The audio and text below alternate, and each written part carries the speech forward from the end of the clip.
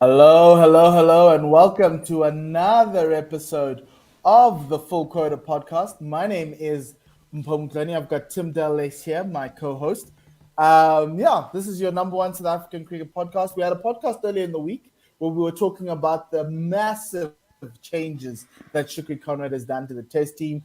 Tim and I had to go through pretty much. I think we had like 10 different topics coming out of that press release that happened on the previous Friday. So on this Friday, it's 2 days before the West, well, 3, 4 days, because the test match starts on Tuesday. The West Indies series goes. So we're wanting to give you a bit of a preview of what the West Indies are going to look like, because it's been years since they've been to South Africa, and also just preview the series.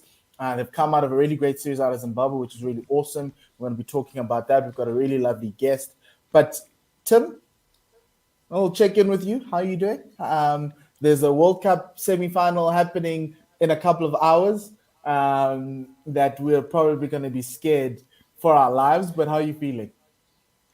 Um, I'm nervous about that game. I'm nervous about that game, which is why I'm glad we are taking our minds off it just for the moment to focus on the best format in the world, Test cricket. I'm glad we are just readjusting our focus slightly. But I'm good, dude. I'm good. Looking forward to this new Proteus setup and what they are likely to see.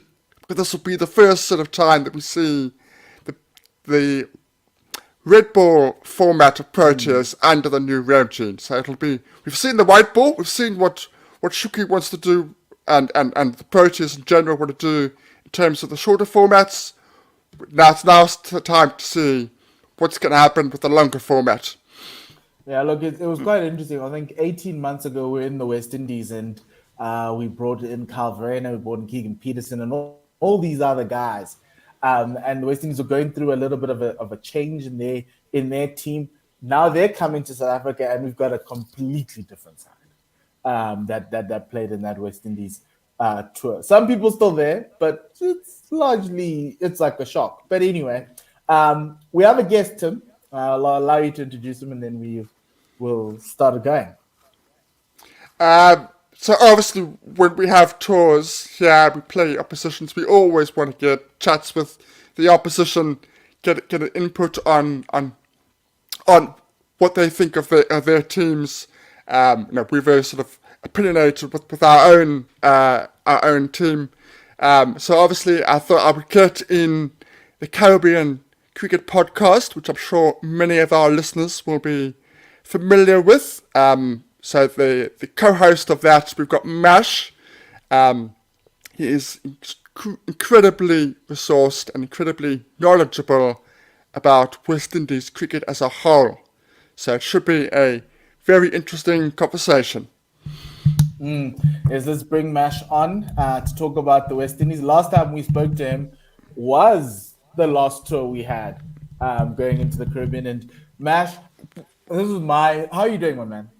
I'm doing good, you know. I'm doing good. I'm looking forward to this conversation because I feel like the last time the two sides locked horns, the tables were turned somewhat, in so much as South Africa were a team in the ascendancy, and we were trying to Yeah. take stock of where we're at. So it's been a quite interesting 18 months or so Yes, it since has. that tour. Um, yeah, I'm really intrigued to see what you two are going to say and what you think, because on paper this should be more even than than people might think, but that's on paper. In reality, who knows what's going to happen? But that's the thing, and I think let's start from there, right?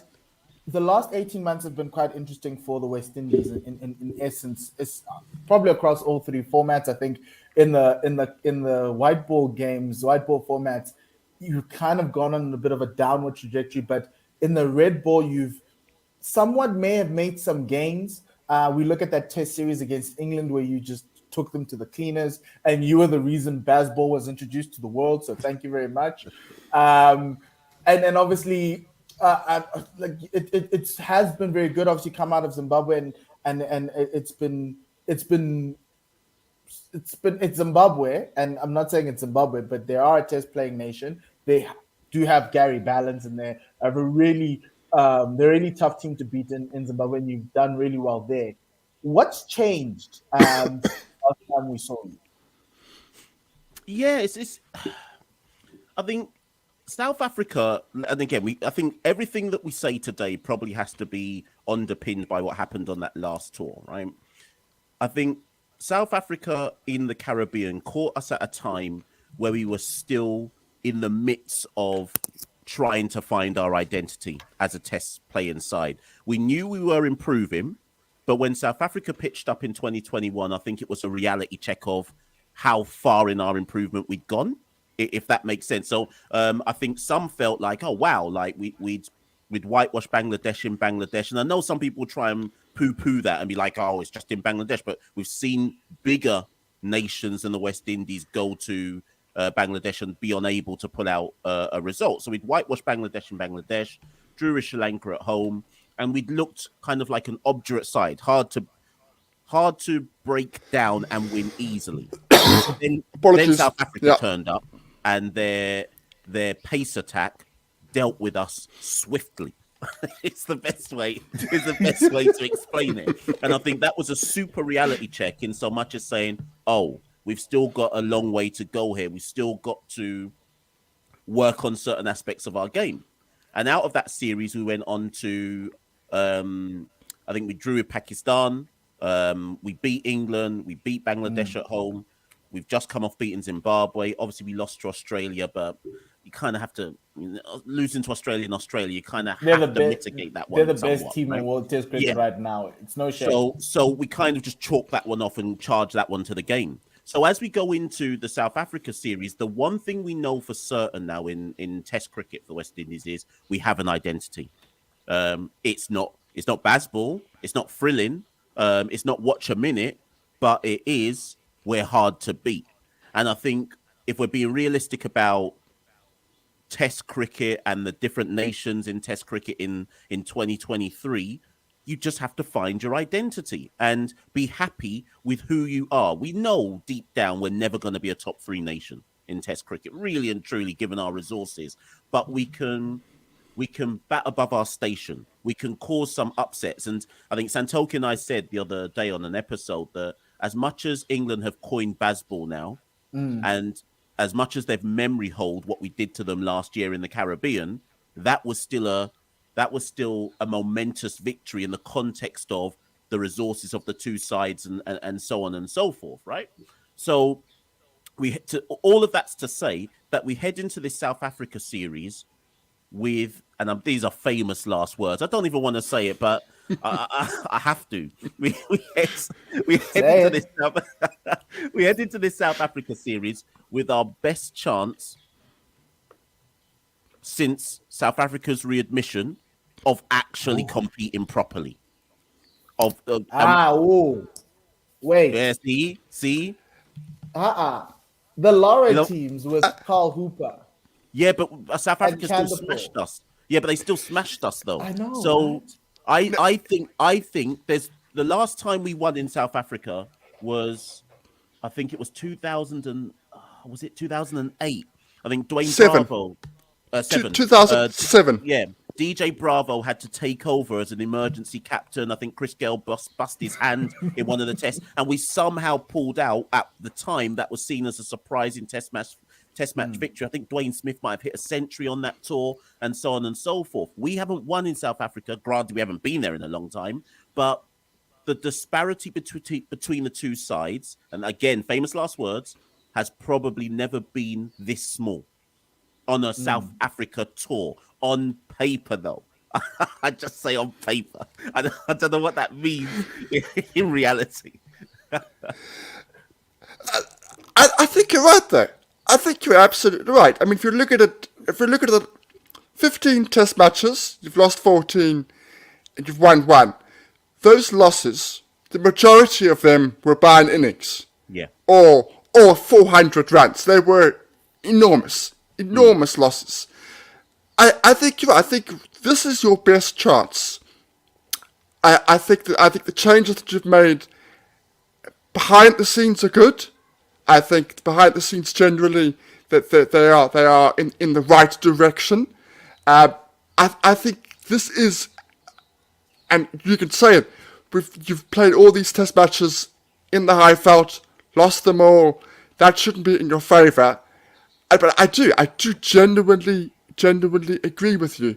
The question I have to ask though is, what are you going to do about the balance of your side? Because you have the same problem. You have the same problem as South Africa. You don't have a out and out all rounder that can slot in at the number 7 and say he is 100% nailed on. So what is the solution to that? South Africa have that problem at the moment. You guys, I think, also have that problem.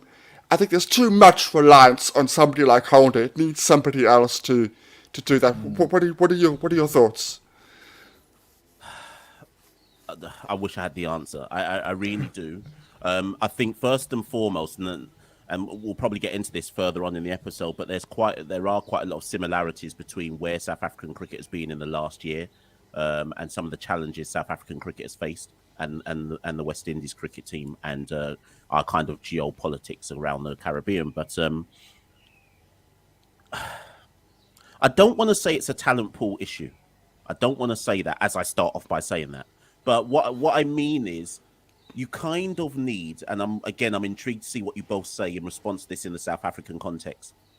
In order to pick a better balanced side, you have to have selectors that are progressive in their thinking and are willing to not go down the horses for courses route, rather than, I guess, saying, right, there is the batter we are going to invest in, or there is the one all-rounder we are going to invest in. We tend to have a horses for courses approach. So, for example, Jason Holder, I don't need to kind of go over his resume, well known. At this point in Jason Holder's career, he should probably be the all-rounder in the side, whether that means batting at 6, whatever that may be, right, to balance out the side. His batting has fallen off in Test cricket in recent times. Maybe that's why they don't do it. Carl Mayers is also an all-rounder. His bowling is very good, and I actually think he'll have a very good time of it in South Africa. If it's swinging about, Oh no, we know. We watched him bowl. I think he's going to be called. Yeah, I think he'll be causing quite significant problems. If there's any hint of swing, I think South African batters will be. Carl Mayers may well put them under pressure, testing their edge, right? But Mayers bats in the top 5, so he's not balancing out the side either, right? You then have Raymond Reefer, who's come up through the domestic scene as an all-rounder. He's now batting at number 3. You have Roston Chase.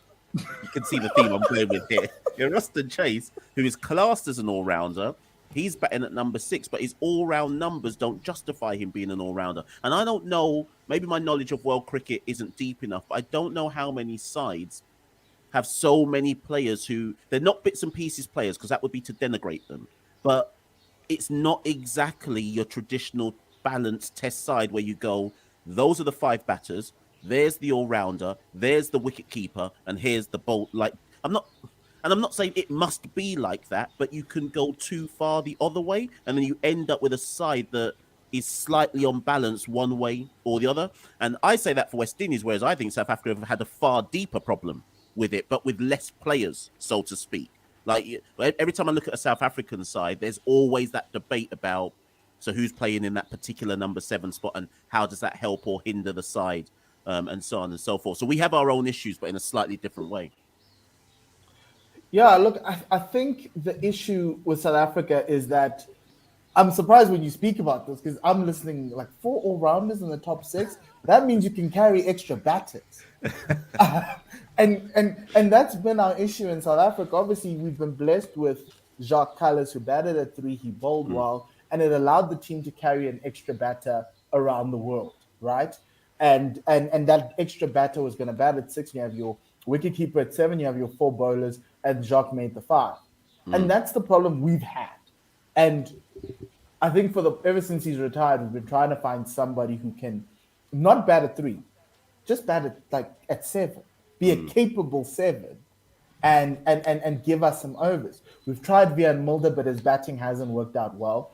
Marco Jansen is kind of that guy, but he's too new, and you kind of need a progressive selector to say yes, but I think a lot of people think he's an 8, not a 7, and he's an emerging talent as a quick as well. So you don't want to kill that part of his game.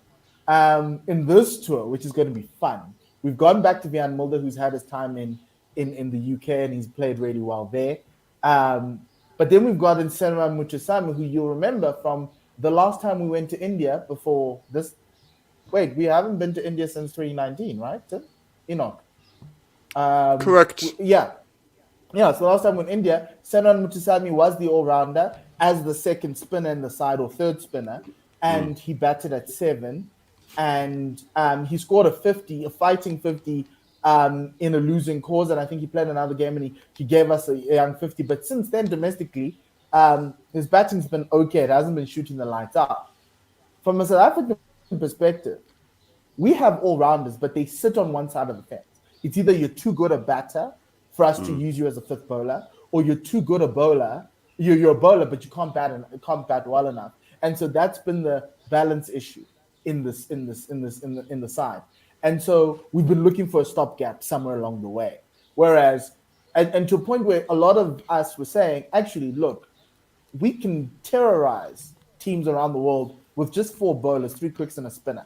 We can terrorize them. Just play the extra batter. Like Jacques Kallis' era is gone. And so that's been the back and forth. But I think now, coming to the series, it's going to be, I think you might see Shukri Conrad give either Van Mulder or Senran Muchasamy that chance at 7. And you kind of need to give them time. You need to give them a year in the game. But we only played 2 test matches in this coming year. So it's frustrating. It's been a frustration, but I'd rather be in your situation where I've got guys who scored test hundreds. And Tim was saying to me before he joined, no one in that South African side has scored a test 100 since 2021.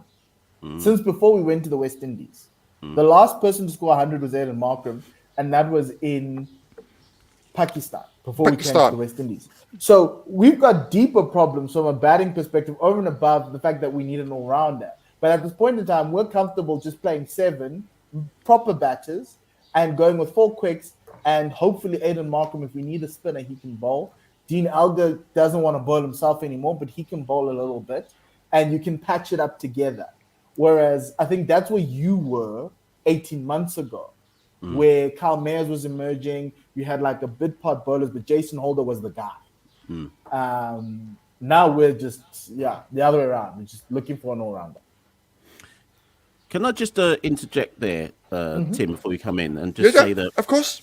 Yeah, because I always... When I kind of look back over the West Indies' progress in Test cricket over the last 18 months, and obviously South Africa went to England, they had a bad time of it, went to Australia, I still maintain South Africa had an even worse time of it in Australia than we did. But they had a bad time of it. And I just wonder, with South African kind of cricket media, 2 questions I've got for you. Was there a bit of an overreaction to those defeats in England and Australia, given that it's not like South Africa are getting beaten at home, if you see what I mean? So it's not like it's been defeat. They lost to England, they lost to Australia. Okay, kind of caught England in that perfect storm of Bazball, and Australia are Australia in home conditions. Maybe the margin of defeat was the issue, right? But secondly, and look, again, going back to that last time we played South Africa in the Caribbean, I kept making this point, and not everyone agreed. So I'm intrigued to see where you two lie on it. You take Quinton de Kock out of that last series in the Caribbean, and it's a lot closer than it actually looks. South Africa, don't get me wrong, South Africa probably would still win 2-0, but it would have been a much closer 2-0. So I just wonder, how much is it Quinton's absence which has really caused all of this? Or was Quinton, I guess, let me rephrase that. Was Quinton papering over the cracks, and this was always the issue anyway? Or is it that Quinton's absence has just opened up a whole heap of concerns for South Africa that has led to now where we're starting all afresh now, and the West Indies are the first team to face whatever South Africans' version of Bazball or our grind ball is going to be. We're the first guinea pigs to face it. Quinton de Kock was papering over the cracks. It was simple. that top six have been batting poorly for 7 years, 6 or 7 Yeah. years.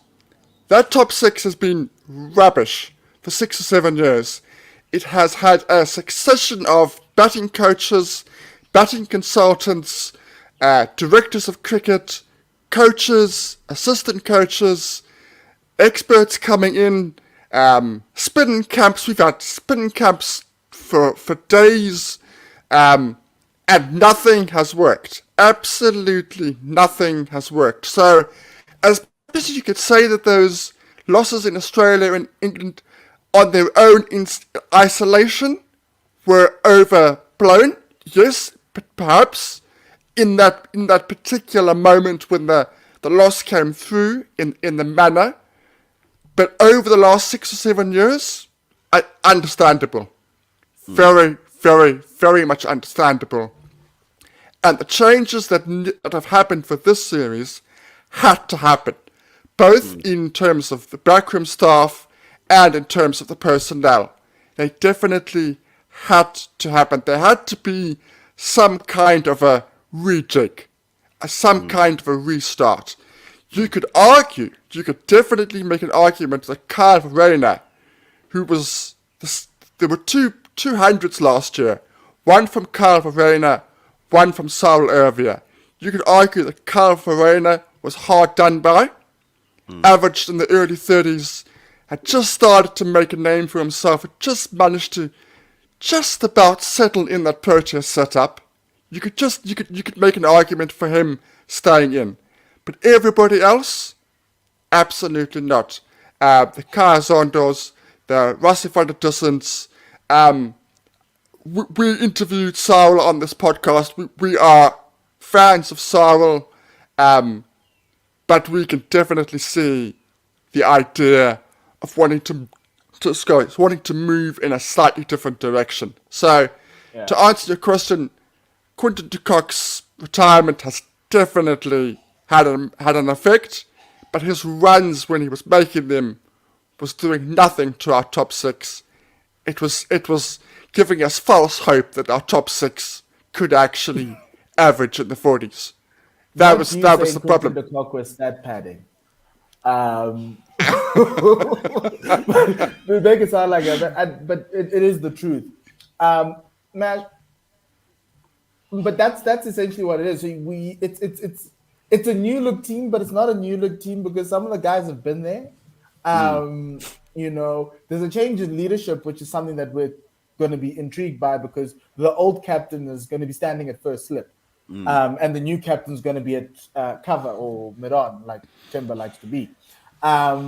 So that's going to be the little drama situation happening there. But I think for me, it's with the selection, it shows the intent. It's okay, we're going aggressive. I don't know how aggressive, but we're going aggressive. And it was mentioned in the presser that we need to be domestic batters need to be accounting for their strike rates when they're scoring runs in domestic cricket. And it was like, oh, okay, that sounds very familiar to somebody in the UK. However, from your West Indies side, looking at that side, obviously there's new faces coming through. There's Chanderpaul, there's Motti. You also mentioned Raymond Reefer. For some of our fans who don't know the three of them, and maybe the guys I've missed out, because every time West Indies came, they always recycled the same guys. I was surprised Dwayne Smith wasn't here, or even Devon Smith, actually. But let's talk about young Chanderpaul and Motti as well, because I think Motti might have a fun time with our guys. Is it Tajenarine? I think Tajenarine. Tajenarine. Oh, okay. Yeah. Yes. Yeah. So again, when I tell you this, I'm going to watch your reactions to see if you can draw some parallels with your own. So Tajenarine Chanderpaul, obviously, Shiv, etc. But Tage was one of the few kind of names in our. Okay, let's start again. Our domestic cricket scene isn't good. Okay, that's the first thing that people need to know. And I know there'll be some listeners from the Caribbean or West Indies fans who will listen to this and go, Mash, don't say that, stop denigrating our cricket. But it's not good. We don't play enough cricket for a start in terms of red ball cricket. Our numbers aren't good enough to justify. If a man is averaging 33, right, in in first class cricket, you already know there's going to be a struggle when they get to Test cricket, right? So averaging 33 in first class cricket in the Caribbean, effectively, that gets you a Test cricket spot. There's no one averaging 40. So let's not even talk about 40s, right? That's not even coming into the conversation. You might get the odd one or two where I can say they're averaging high 30s, right? So that's an issue in and of itself. So when you have that to play with in terms of batting at the domestic level, I always say you have to use the eye test. You can't rely on numbers alone. You've got to be able to look at a player and say there's something in that player. Yes, okay, the numbers might not on paper warrant a selection, but you can clearly see there is some talent there that or attributes that suggest they may be able to adapt to the rigors of Test cricket. I think we've been way too conservative in our selections for God knows how long. But Tage, for me personally, should have got his call up at least a year and a half ago. Not because his numbers stood out more than anyone else, but mainly because others had been tried and retried. Last time South Africa came, who did we have opening? Kieran Powell. Kieran Powell has been recycled so many times, right, that there's only so many times you can recycle a player before you have to go into the domestic scene and identify, okay, we can't work with the numbers, but who looks good? Who looks like they... And that was Tage, right? So about a year and a half ago, 2 years ago, to me, it was obvious that's the person you have to invest in. He may initially struggle, but we got to try something different, right? It's taken our selectors about 2 years to work that out. And even then, Tage only got a look in because John Campbell, who we had recycled, fell victim to a drug testing whereabouts violation. So he's banned from international cricket. So Tage was never even supposed to play yet. If you see, I mean, it's just good fortune that he's managed to go get into the side. He went to Australia, entered the Lions' Den, probably the toughest place to tour in world cricket at the moment. Somehow came out with an average of 40 plus in Australia, took that to Zimbabwe, and then hit his maiden double ton. And what I said to people about the Zimbabwe knock, as much as some people wanted to try and say it's only Zimbabwe, listen, some of the greatest players in the world will end their careers with no double ton. Everyone always likes to pretend when it's a certain team that it doesn't matter. But I always say, like, if you're good, you're good. It don't matter who the attack is. The runs still have to be made, right? So he hit his maiden unbeaten double ton in Zimbabwe. South Africa will pose the next test, right? Now, it could well be that Nortje, Rabada, Janssen and co really unsettle him and cast doubts about his ability to cope. But I'm not bothered by that because that's all part of the learning curve. Okay. So what Tage does for South African fans listening, what you'll see from Tage, the simplest thing you'll see is a willingness to occupy the crease. And that's enough for me to work with. That's already enough. An ability to tough it out. He's got a very good awareness of his off stump. Has he got an expansive game? Maybe, but he's not there yet, if you see what I mean. So we work with the basics that he has got, which is that he mirrors Craig Brathwaite, an ability to kind of like your equivalent of a Dean Elgar, an ability to just tough it out. Just tough it out. You're not always going to get on top of the bowlers, but are you willing to tough it out? And Taja's got that, so signs are promising. In terms of Raymond Reefer, again, this is South Africa's fault. So I'll tell you why this is South Africa's fault. When South Africa came in 2021, I think Nortje hit Bonner on his head, and Bonner got a concussion. Nkrumah Bonner got a concussion, and he missed the rest of the series.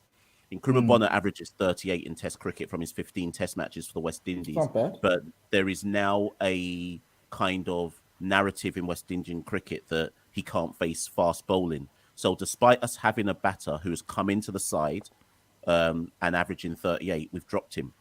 because the notion is set in that Norkia and Rabada will deal with him quickly, so that we've not taken him. It's a really backwards thinking. Because my argument is, how do you get better at playing high pace if you don't play high pace? You don't get better by sitting at home. So we've dropped him, and Raymond Reefer has been the beneficiary. Is Raymond Reefer a test match number 3? No. It would be the equivalent of you. Where's Ryan Rickleton going to bat? Ooh, probably 5 if he plays. Yeah. So it would be where's Tony batting then if he's batting at 5? Well, I'm saying it's a choice between him and Tony. Let me just take my team. I've got my team. Yeah. Let me just take my team. Yeah. So actually, I've got Ryan at 6, Tony at 5, Ryan at 6. Yeah, where does Ryan bat in domestic cricket? He opens the bat. Higher. Oh, higher. Yeah. Okay, so maybe that similarity doesn't work. But I guess what I was going to say is it would be the equivalent of bringing in a new player, and I just said Ryan Rickleton as an example, and then just saying, right, you're going to go first drop on Test match debut. You're going first drop, and Raymond Keegan Reefer Peterson in West Indies. Say again. Keegan Peterson in the West Indies. Yeah, right. And Raymond Reefer's Test match career isn't. He doesn't have the volume of matches for me to justify batting at number 3, given that up until the last year his career was as an all-rounder. Think of like a lesser Jason Holder, and I say that with respect, right? So it's in, and this is why now you might connect the dots. Why I said we've got too many all-rounders, because how have we ended up with someone that I'm calling a lesser Jason Holder now being our Test match number 3, whilst we've actually dropped the Test match number 3 who averages 38 and told him to go home. So it doesn't make sense on the surface. But Reefer got 250s in Zimbabwe, so you have to give him the chance. For all we know, he'll be a revelation. But again, I look at the South African bowling attack and I'm thinking you're probably gonna come under a very stern examination of your technique if you're not really a Test match number 3. And then lastly, the other new player that South African fans will probably not have seen before is Gudakesh Motie. You're blessed in South Africa because you actually have a spinner that you trust in terms of Maharaj Keshav.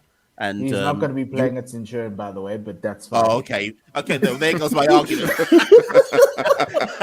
But let me try and reconstruct my argument. When I say you have a spinner that you trust, what I mean is he'll always be in your squads. You'll always take him, and largely speaking, he'll play, right?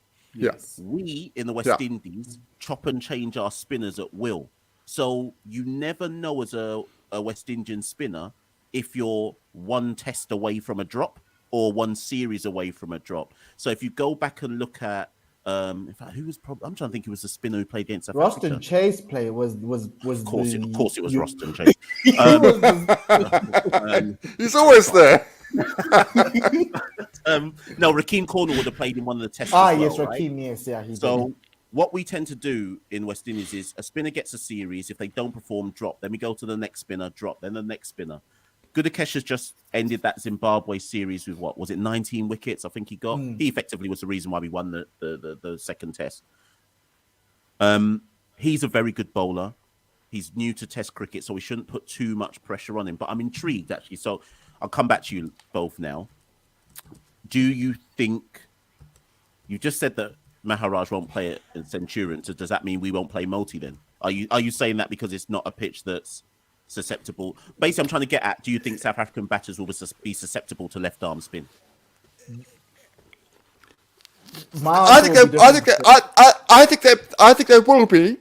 The problem is there's been a lot of rain up there, and the amount of rain is not going to play into the likelihood of us playing Maharaj. I can't speak for you guys. I'm just thinking more along our guys. And what Shukri has said. Shukri has said it's a 7-4 for him. 7 batters, four fast bowlers, and he wants to knock your block off. Yes. That's essentially. Be prepared for the fires, the lightning strikes coming out of the heavens. Yeah. So he's saying two-day test match. There was a test. There was a test match Centurion where Dale Steyn took 7 wickets in the morning of the test. It lasted like 40 minutes, and it was against the West Indies. It was Jason Holder's first Test series as a captain, and Dale it's going to be that. Yes. And it was actually the last time you guys were here. But essentially that's what he's saying, and it's not a situation of. I think at the Wanderers he'll play a spinner, but the question is he's picked Simon Harmer and he's also picked Mutusami. So we're thinking that we'll carry a spinner, but he's going to be an all-rounder batting at 7, and his primary job will be to bat, and he'll only be throwing the ball if Tej Narayan has run rampant through and he's on his way to a double century, essentially. I think he's just going to go because even with the dropping of a Lungi Ngidi for Gerald Coetzee, he's got 4 bowlers who can crank it up to 150. So effectively, there's no let up from a pace perspective for the West Indies, or from South Africa to the West Indies. So that's the plan. It's not as though I know that pitch can take spin, and it will take spin. He does not want to bother you with the fact that we've got Keshav because he thinks he can bomb you out. But at the one, do you think that's what's going to happen? By the way, yes, 100%. Yes. Right, so I just want to go on record now as saying this will not be a close test match, and actually, it will be business as usual. And this is the thing, right? The 3 bowlers we know of, Marco Jansen's good, Kagiso is the best bowler in the world, Anrich Nokia is now finding a purple patch.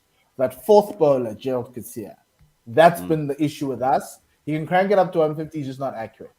But he's finding some sort of accuracy. So that's the thing. But at the Wanderers, it's going to be different because at the Wanderers, he is planning on playing a spinner. You've got Simon Harmer, Keshav Maharaj, and Mutusami. He has to pick one. So that's the whole, because we're all sitting there going, but you're going this all-rounder route. Why did you have to pick a 3rd spinner? So effectively, that role is now up in the air, up for grabs, essentially. And it's gonna come down to that. Yeah, essentially what he said is, I want to find somebody for number 7. I'm not sure who it is. I know who my top 6 are. I know who my bottom 4 are. That number 7 spot, which is why he's got all of these all-rounders. On the face of it, it looks weird. It looks weird picking all 3 spinners, but it's because 2 of them he sees as all-rounders more than. I also wouldn't put it past South Africa losing 7 wickets to Modi. I wouldn't put it past. And exactly. And he could bring you in because we struggle with left arm wrist spinners, which I think that's what he is. We struggle with spin. Domestic cricket just struggles. The top wicket taker in our country is a spinner. That's Simon Harmer. Currently, he was top wicket taker last year. It just doesn't change. And I think the guy before him was Sean van Berg. He never got a game in the Proteas, and he's a leg spinner. So there's always a chance. It's just the only problem is that when you're up against it and you've already been blown away cheaply, it's really hard to come back into a game using a spinner in South Africa. So, in many ways, as much as we're 18 months on from the last series, you could argue that this is a case of the more things change, the more they stay the same, because that series then wasn't really for me about, although South Africa's bowling attack absolutely blew us away, I still maintain both sides' batting was weak, right? Yes. It's just that South Africa had the better bowling attack. And I just wonder going into this series if it's going to boil down to that again. But I guess the big question mark from my end, and probably I guess it's from your end as well, is given that there's been a revolution in South Africa's think tank in terms of going forward in Test cricket, I can't tell, and I can't say for the Caribbean audience looking at this Test match squad, if South Africa's batting is going to show up. Like, I know we can bowl. So that, remember earlier on in the show, I said I think Carl Mayers will be testing the edge of your top 6. I know that Jason Holder probably will as well. Alzari Joseph can crank it. You just seen him in the SA20s. Alzari Joseph can crank it. Shannon Gabriel, if he plays, can crank it. So I think we can fight fire with fire, right? In terms of a bowling attack, I know South Africa's bowling attack will be better. I just don't know how weak South Africa's batting will be, and that's the big question mark for me. I think this is a It's big the question mark for all of us. I was gonna say it's for all of us. We literally have no idea. We saw a rejuvenation in our white ball series against England. We saw something there. We don't know what we're gonna see in terms of the Test cricket. It's all very well using good language and things. There's a lot of that top six that still have very poor techniques, which really worries us. And Mpho and I agree on this. The fact that Aiden Markham has gone back as an opener scares us both. It really scares us both. We know the talent. We're just not convinced in any way, shape, or form that he is a Test opener. So that'll be interesting. Because in that series in the West Indies, South Africa were 3 for 1, 1 for 1, 3 for 2, regularly, and that's the reason why they took him out of there, because it was just an open hole, and so we reinsert him back. He's had a great year in T20s. He's had a great batting form in a different format of the game. He's got a coach who backs him really well. So you kind of hope that that's going to translate into not a 30 and out or a 0 and out. And so what could happen, and this South Africa starts poorly, is you could have us in a hole because Kemal Roach is no slouch. Shannon Gabriel is no slouch. Yes, they may have lost pace, but they can still get into your batting lineup and cause problems. And to a certain extent, that's what as you say, it's closer on paper. On paper, yes, because that top six hasn't scored 108 in 2 years, And so, what can we do? And the reason why we won that Test series in West Indies was the lower middle order. It was Bavuma, it was Rickle, it was Verena who had something, and Vian Mulder holding on. The bowlers and Maharaj were doing things, and it might end up being that way if it's business as usual. But if it's not business as usual, and there's a rejuvenated team and Aiden Markham has a renaissance, it could be a hiding to nothing. And actually, maybe you've hit the nail on the head, because this is the final thing I kind of wanted to kind of ask, is that we know it's easy for us as West Indians to say what a good series looks like just not losing one of the Test match would be a good series, right? Just in terms of the historical context of going to South Africa. So we already know what our benchmark of success would look like. I don't know what the South African benchmark of success is. Similar to when we went to Zimbabwe, we knew we were going to win. With all respect to Zimbabwe, we knew if we played properly, we were going to win. So then it was just about the margin of victory. So when we won the second test in 2 3/4 days, you can say, oh, that was good because that was a good margin of victory, I guess, right? With South Africa, if you're saying like in Centurion, it's going to be like a pace deck and then they just blow us away. And I say this with respect, gents. I'm not trying to diminish what South Africa do. Then nothing can be learnt then. Because if you just blow us away with pace, well, South Africa have been blowing away teams with pace. Do you know what I mean? So I just wonder what... And then do you see what I mean? Like if we then blow you away with pace, but your pace attack is just better, what was the learning point then? Do you see what I mean? So which is why I want you to play Moti. I really want you to play Moti. If you play Moti, it gives us a possible learning position. Yes. But as you said, if you play your four-prong pace attack against ours, it does become a bit sort of boring, if you like. But remember, Tim, essentially that's what we do against. So my argument with this is we're at home. Yeah. We know teams struggle with the pace and the bounce, and teams that come from slower wickets. We wouldn't do this against Australia or England. We do this against every other team in the world because their wickets are slower and lower, right? And if India can water half of the pitch Okay, and leave it dry, why aren't we allowed to do what we do best? And that is unleash. And this is what the coach Shukri said, right? He wants to yeah. unleash Gerald Coetzee on the world, right? Mm, So let's unleash the fire, you know, and let's see. And it's actually quite funny because, you know, this is the one place where you come to test all your fast bowlers and ask them to crank it up against mm, the South same team. And I think this is the best, and this is the best chance of West Indies to cause an upset because we've seen this team go down. In limited overs cricket, Bangladesh took us out.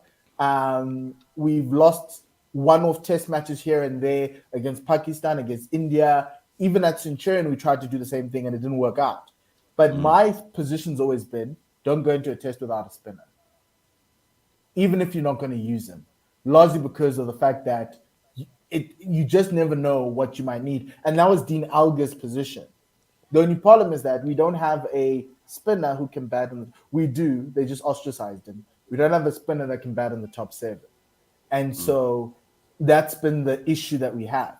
But I think this is the final point, and we're going to go into predictions. It's going to probably come down to the batting. And that's why Gudakesh Moti is going to be so important, because if he gets under the South African skin, maybe after Roach and Gabriel have done the business with the new ball, it evens it out even more than what it looks like on paper. Because on paper, the South African team is supremely talented. Supremely talented. They just haven't brought it through. Whereas on the other side, and this is the West Indies side, it's not necessarily a talent issue. It's a team that's going to have to work hard. And as you said, you need to be hard to beat. And that's what I'm expecting out of this. It's not going to be, you're not going to roll them over like you did in the West Indies 18 months ago. It's you're going to have to work for those wickets, which is why maybe I was worried about the way that we were going with all 4 paces. But to a certain extent, that's what it's going to be. And if the West Indies can give us a grind, that's okay because we want to grind. We haven't had a grind. The India series was very tight. But if you looked at it, you thought it actually is not as tight as it is because this world-class Indian bowling attack can't come up against this the South African attack. But it was the batting that got us over the line, even though no one scored 100. So it might be tight, but from my perspective, it has to be a whitewash. We have to win both games and hope that India get penalized for slow over rate so we can make the World Test Championship. And Australia wake up somewhere along the line. But does that mean I can do predictions then? Yes. Right. So yeah, I think I'm going to be sensible. My head says 2-0 defeat. However, there is an outside chance. Maybe at Wanderers, maybe in the second test. I don't know. It all depends on how the first one goes. Because in these 2-match test series, if you get blown away in the first test, it's so hard to come back. Because you're already kind of mentally done after the first test if it's the kind of whitewash one. So I guess a lot depends on how the first test goes. But what I will just do, and this is to try and talk up the West Indies' chances, I think we do have a bowling attack that can compete because South Africa's batting lineup is an unknown at the highest level now, just in terms of the makeup of it. When we went to Australia, particularly in that first test, the second test I don't count because we had 5 injuries or 4 injuries, right? So in the first test, in that second innings, I think we had to chase 400 and something to win, 480 odd, and we made 333. Now, some will say you still lost by 170 runs, but 333 against the Australians chasing 480 something to win when you're West Indies and they're Australia, I think was actually not, well, I think that was marginally impressive. Now, in that response, Craig and Tage put on a 116 run partnership without losing the wicket. Similarly, Zimbabwe a couple of weeks ago, granted different decks, they put on a 300 and something unbeaten run partnership. This whole test series against South Africa, for me, all depends on the foundation Craig and Tage lay. If they get us into the match and give us something to build on, then I think it tests South Africa's resolve. If South Africa, Nortje, whoever takes the new ball, Nortje, Rabada, Jans, whoever's taking the new ball, if they have us at like 10 for 2, yeah, it's game over. I don't think we have the resolve to fight back from that on those kind of tracks. But if Craig and Tage lay foundations and just put us in the game, then I think it might actually be a lot closer than people think. And that's the only difference I would say between the two batting attacks. Yes, you've got Dean Elgar, but I actually think in Craig and Tage, we have the more obdurate batters than South Africa. It's only 2, but if a Dean Elgar lays a foundation, it gives South Africa's batting lineup a chance. If Craig and Tage lay a foundation, because one of them can go, obviously if one gets out, the other one's still there. If they lay a foundation, it gives us a chance. It'll be very interesting to just look at the foundational construct for both batting lineups and who struggles more when early inroads are made, if that makes sense. Yeah, and I think that's where this test match is going to go. Are those the guys you think that the West Indies need to win the series? Who are, like I was going to ask you, like, who's the one guy you're looking to if the West Indies are going to win this test series? Craig and Tage are who we need to not lose the test match. To win a test match, which is different. I'm actually going to call out some of the middle order batters, right? So there's 2 batters in that top 6 who are under pressure. Jermaine Blackwood is under pressure for his spot, and Carl Mayers is under pressure for his spot with the bat, right? Both of them have the ability to play counter-attacking innings. What I'm fairly certain will happen if they both play is that they will try and... I think they'll try and fight fire with fire. So if we're like 30 for 3, I'm not convinced that Jermaine Blackwood or Carl Mayers says, right, I'm digging in. I think their approach will be, I'm counter-attacking here to try and put the pressure back on the South African bowlers. So I actually am looking at what they do at 4 and 5 on those kind of tracks to counter-attack. I think, and again, kind of maybe reiterate my point, this goes back to my same point, but in a different way. Whose middle order can actually show up under pressure? Because I think both our middle orders will be under pressure. So whose middle order can actually show up with the side 3 down or 4 down? And they will both be playing. They'll both be playing a positive approach. If you compare the 5 and 6, they'll both be playing. They'll not be playing the similar way. And you saw that from Mayers in the SAA in the game against the Invitational. He made 38 of 34 balls. He didn't say, well, I'm not going to play that particular way. Final thoughts, South Africa 2-0. But I agree. If Chanderpaul gets in, it could be difficult. If we have to keep going back to Rabada, spell after spell after spell, and Chanderpaul is still there, they've got a chance. But I do think that we will take it. We'll take it 2-0 and be just too much in it. There's an interesting moment that's going to happen on Tuesday morning. It's around about 9 a.m. or 9:30. It'll probably be it is the first time, I think, in international cricket where 2 black men are going to be taking the toss in Test cricket. So that is something that I'm looking forward to. I'm hoping Captain Bavuma comes through over Captain Holder. It should be, but you never know when it comes to South Africa. And South African fans have held on to so many. Like the Dutch game of the T20 World Cup is like the nearest one, and anything can happen, man. So please don't keep the faith. I know it'll be early in the morning for you, or like late at night. But yeah, it's what it is. But if South Africa doesn't win this 2-0, then we have serious issues. But you've got the new manager Bounce coming in, so it might be really nice. The culture in the team might be better than what it was under Mark Boucher. So I think that's the good thing that's going to be happening. But Mash, thank you very much for joining us, my man. All the best to your West Indians. And yeah, we'll be chatting soon, probably for the ODI series, because that's another different kettle of fish. Because that's different West Indies. Listen, if we win one of the tests, make sure you invite me back on, you know.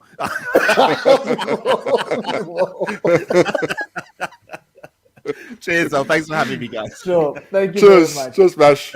Cheers, bye. There you have it. That's the West Indies preview. I think we spoke a lot. It was a lot more balanced than our previous previews. But Tim, thank you very much for organizing. And yeah, remember, test match on Tuesday. It starts 10 a.m. Centurion. It's going to be fun. It's going to be fire and brimstone. And yeah, look, it is what it is. Let's get it going. Good luck to the Proteas. Good luck to West Indies. And yeah, enjoy the cricket. From myself and Tim, it's goodbye and le sale. Kakahiso.